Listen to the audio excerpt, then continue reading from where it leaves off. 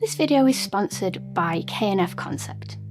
People buy cameras for all kinds of weird reasons, and sometimes those reasons are quite illogical. Fair warning, this camera is quite odd.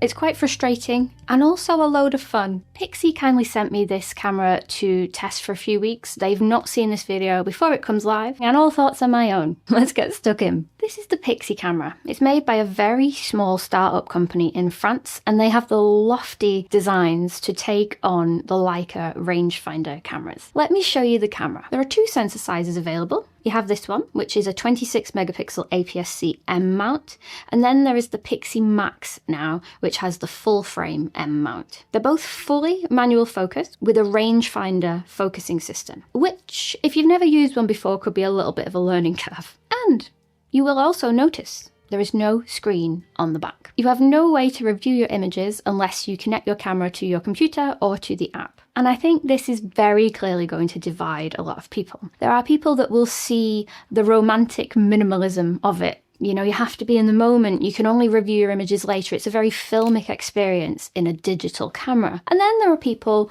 that may find that quite frustrating. And I'm not quite sure where I sit just yet. So what is it like to use? Well, it feels super premium. It's got a hefty weight to it in the hand. The dials, of which there are very few, are very clicky and tactile and lovely. And particularly the screen on the top is minimal and also very modern and futuristic looking to me. I think it's a very striking camera. The battery door in particular is a highlight for me. I think this mechanism is really premium and very interesting. And I just think there's been a lot of nice thought and design that's gone into it. It feels like a very polished premium product. But as you can see, the controls are few and far between. You have the dial on the top for your shutter speed, and because it's M mount, your aperture control will be on the lens itself. And then on the back, you have a little spinny dial, the on and off button, and like where you put your USB-C in. One thing that's really annoyed me, no end, even the first time I took it out of the box, is my thumb goes exactly where the power button is. And every time I pick this camera up, I accidentally turn the blooming thing on or off. And I've put my thumb grip on from my X100-6 to try and help, and it doesn't really help. They designed this to be like, where is Emily's thumb going to be all of the time? Let's put the power button there. Now this is of course possibly just tiny hand problems. Let me know in the comments if you have the same problem, if you've used one of these cameras before. Maybe it's just me, but I thought it was worth mentioning. So what is it like to take photographs with the Pixii camera? I think the answer really depends on how familiar you are with rangefinder cameras in general and how well you know your manual settings, because there's no way to review what you're shooting. You have to be very confident that you know what you're doing around a camera. Rangefinder focusing is sometimes super duper simple. I mean, you could use zone focusing on the manual lenses to get you in the ballpark, and you have like this little patch down the viewfinder. You have like a double exposed image and you just have to line them up, and that's how you know you're in focus. For some scenarios it's dead quick and simple, and sometimes it's a little bit more fiddly. I will say, because I'm using the only M mount lens I own, which is the Brighton Star 28mm. Really beautiful lens, and I do use that on the Lumix S9 quite a lot. It's very tiny. What is also tiny is how you use the thing. The aperture ring is an aperture ring for ants. It's just ridiculous. Focus distancing sort of information is right on the bottom. So yeah, to like zone focus, I have to like look over it's the lens that I'm using. It's not a camera problem. It's a me problem. This is not the most intuitive lens to use with this camera. So it's definitely a camera where you have to take your time. You definitely have to sit with it and think about it. And there is a little bit of anxiety that comes with that. Like, I've been shooting electronic viewfinders basically exclusively ever since I've owned a camera. Like, I started with Sony SLTs back in the day, and they were always electronic viewfinder. So I've always had that live feedback of what the camera is seeing. And not having that has been a bit of a learning curve. I do know my manual settings. Bloomin' hell. I hope so. It's my job. But there is a little bit of second guessing involved sometimes when you don't have that instant feedback loop. So I would say the experience is you have to be very present, very on the ball, and it's very satisfying when you get it right. It can sometimes be frustrating if you're trying to capture a moment quickly and the moment's gone before you've managed to sort of get in focus and get it. And there's definitely pros and cons to this sort of thing. I think a lot of the things that I shoot, which are usually like fleeting, random, candid moments that come and go. It's not necessarily a shooting style that suits me personally, but if you take your time with the camera and maybe you shoot architecture or landscapes or just, portraits of people where you can take a little bit more time, I think it's quite a satisfying experience. One thing that has been really helping my creativity recently is this light from K&F CONCEPT. You have loads of different inserts, so you can use it as like a spotlight, but you can also use it to like replicate window lighting, and I often have it in my background of most of my videos. It's great for product shots, it's great for portraiture, it's great for spicing up your background if you shoot video. It pairs perfectly with this K&F stand, which I put off buying good quality stands for years, and now I just couldn't be without them. It just makes everything so much easier. So if you would like a fancy and exciting new camera product, why not check out the K&F light? If you would like something that's maybe less exciting but super duper valuable and will actually help you in day-to-day life, check out their stand. K&F CONCEPT have been a long-term supporter of this channel. I love them. They make exceptionally good stuff, so check them out in the description, and let's get back to the nerdiness. So when I took the Pixii Camera around Liverpool, and it was all a bit hustly-bustly and there was loads going on, I felt like it was kind of a hectic environment for this style of shooting. However, I'm at Jodrell Bank today, taking pictures of cool architecture and static things, and I have to say, I'm enjoying this so much more, just sort of lining up my focus, taking my time, really thinking about composition. This camera makes a lot more sense in shooting environments like this, and I hope that I'm getting some good photos. We shall see. Here are some photo examples. Some are RAW, some are JPEG. The camera has a couple of built-in different JPEG looks and also has a monochrome RAW setting, which sort of digitally emulates what it's like to have the Bayer sensor removed for monochrome. It's not physically doing that, to be clear. It's like just like a computational feature, but it does seem very nice, and the black and white is very pleasing. What's very blooming annoying about this camera, and one of the things that I hope the company can fix, is there's no way to shoot RAW plus JPEG. You have to shoot RAW or JPEG. You can't shoot both at the same time. And as someone who shoots RAW plus JPEG on every camera that I've ever shot, I find that quite a bit annoying, because if I'm shooting and I can't review the footage, logic tells me that I should be shooting in RAW, because then if my settings and my exposure is a little bit off, I know I'll be able to pull it back in the edit. But the sort of wanting to share things and see what the camera is capable of in terms of style and colour makes me want to see the JPEGs. So I really do wish that you could do both at the same time. As it stands, it's either or, and that's annoying. Okay, after another longer photo walk, I'm really seeing the appeal of rangefinder cameras now. It's very fun and satisfying, and I'm getting a lot faster at getting the focus. Quirks with the camera: leaving the camera in A mode, where it sort of meters the shutter speed for you automatically. Very hit and miss. Like, sometimes it's just completely drunk. So I've actually had more success just manually putting the settings in, which is fine, easy to do. The black and white looks really good from what I can see on the app, which, by the way, is wonderful to check that something is in focus and exposed correctly, but the actual quality of it is awful. So like, I hope the final photos look better than the app. So depending on the style of photography that you're into, this can be a very pleasant, present experience, but it really does depend what you want to shoot. You can see the simple light meter readings on the top of the camera, and there's also a little display at the bottom inside the rangefinder. However, it really is like you have to look quite far down to see it. I get that it's designed to be like out of the way, which is quite nice, but it's a little bit too far out of the way to the point where I forget it's there sometimes. To set your focal length, you just do that in the tiny menu, and then the APS-C crop on this one is all factored in for you. So if it's a 28mm, put in 28, and then you have little guides inside the rangefinder to help you compose. There's a part of me that wants to fall for the romance of it and just be like, just imagine it's a film camera. Just imagine you've done a full roll of film and then you come home and you get it developed on your computer. But I can't really sit in that fantasy because, like, film photography, I love film photography, and I have had the same pitfalls that I assume everyone has. I had like the Canon F1 and I took it for a trip around Berlin and only then realised at the end of a roll that the wind back mechanism to put the film back in the canister was broke, and so the whole thing was screwed.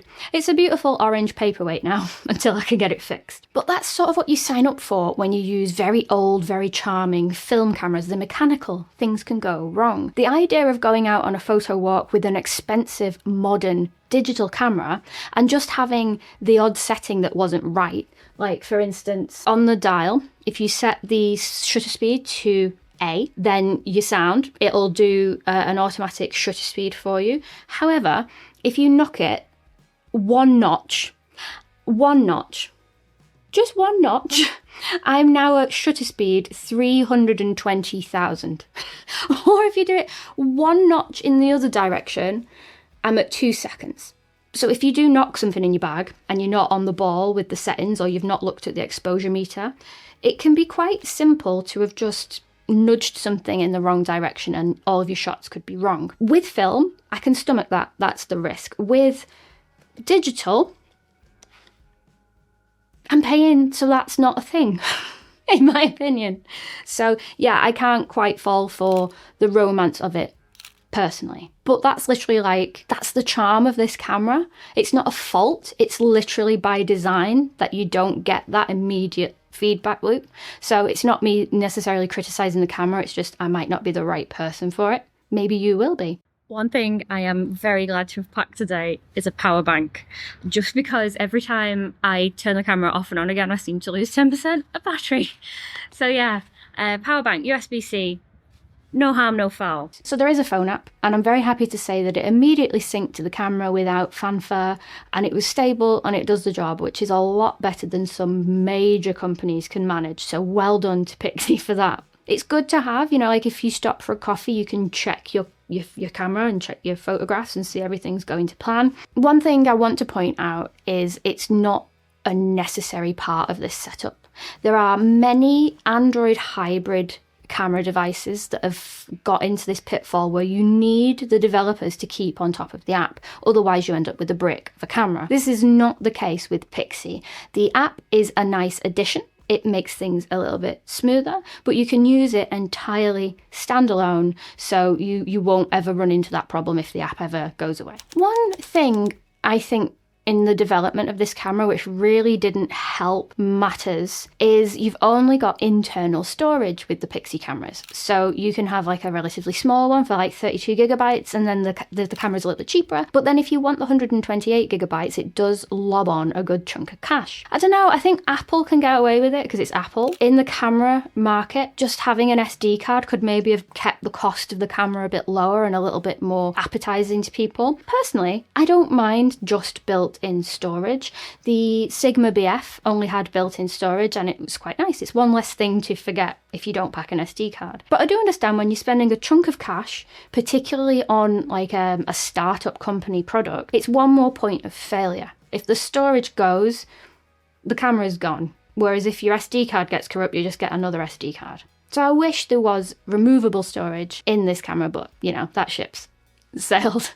One wonderful point to Pixii as a company though is the camera. You can sort of like, it's a modular, I want to say. I don't know if that's the right way to describe it. Basically, if I got the APS-C version and wanted to upgrade to the Max, the full frame version, I can send them my camera and they'll put the full frame sensor in it at a massively discounted price and then send it back to me. I think you can do the same with like processor upgrades and things. So you can always keep your camera up to date without selling it and buying a new one. And I love that. I wish more companies would do that. And I think it gives you a bit more peace of mind knowing that if you are investing in this company, when they bring out something new, you won't be left behind. Quirks I like. I love the tactile nature of all the dials, particularly the one on the back. I love how simple the menu is. Like, there's very little for you to change. You have a few more advanced settings to change inside the app if you want to, but I do love how it's very much like, here's the camera, go take photos. I've recently just bought the Fujifilm X100 video to come. I've used it before, but my goodness, the menus and the things that you have to tweak and customize on that style of camera is exhaustive and exhausting. Whereas this one, it's out the box, it's charged, go have fun, go take photos, you're done. There's nothing else really to change. Quirks I don't like, it's electronic only shutter. Bombshell, right? Why I think this is really unfortunate is we're trying to compare this style of camera to like the Leica M11s, the rangefinder Leicas, and all of those have that lovely mechanical shutter, as you'd expect for the price Leica, yada yada yada. And I think in some ways having an electronic shutter on the Pixii, it really contradicts what the camera stands for. If it's supposed to be like this mash of mechanical, practical photography and modern digital photography, you know, when you have that soulless electronic, you know, it's not as satisfying. It's nowhere near as satisfying as having a mechanical shutter. And I've said the same about the Lumix S9 and the Sigma BF. It's such a shame that we don't have mechanical shutters in these everyday carry cameras, because the big one on that is if you are in a room with electronic lights, maybe you're in the city and there's signs that are flickering, you will get banding in your shot if you don't keep an eye on your shutter speed. And with the Sigma BF and the Lumix S9, you can quickly blooming review the image on the back of the screen and check that everything's fine, check your settings are right, and off you go. With the Pixii, you could shoot all day, and maybe it's slipped your mind, you forgot that you need to account for banding, and then you come home and all of your images have banding in them. It sounds like something that you would remember, but maybe not, maybe it will slip your mind, because if you only look at your images at the end of the day, too late then. So what about the price? This is a startup company, a very small team of very clever people that run this company. With that comes, you know, the cost of making these things. You can't mass produce them, obviously. When you consider they are trying for a similar experience as like a Leica M11, Leica M11 cameras go for like 8,000 of the King's English pounds, right? £8,000. I think that's as much as my car. So if you're comparing the Pixii to that experience, they do look pretty decent. We have the APS-C one is £2,500, depending on the storage that you want. And then the Pixii Max, the full frame one, which is probably a more honest comparison to the Leicas, is $3,400-ish. These things are subject to change, of course. Check out the website for the most recent pricing. So these are not cheap cameras. If you compare it to a Leica, it's better than half price. But is it half the camera that you'd get from a Leica? That's the thing. So is the Pixii camera worth it? Well, one thing I want to really just shout about and champion is, as a lover of innovative, niche, experimental cameras, I've got a room full of them. I'm obsessed. I've just recently bought like a Nikon camera that's got a projector built into it. Love it. Give me all of the weird cameras. What we struggle with in the camera industry, and particularly camera YouTube, we base the cameras now with like a lot of criticism, but then we have a nostalgia about them in 5 years down the line. When that's a big camera company, like say you're looking at an old Sony or an old Panasonic, fine, you know, great. But if you are only retrospectively thinking about experimental cameras from startup companies, the company itself won't ever get to flourish. So I think supporting camera companies now that are doing the cool stuff enables them to continue doing the cool stuff, and then everybody wins. I hope that makes sense. So let me know what you think of the Pixii in the comments below. And if you'd like to see more pricey but nicey everyday carry cameras, check out my Sony RX1R123 Mark III video next.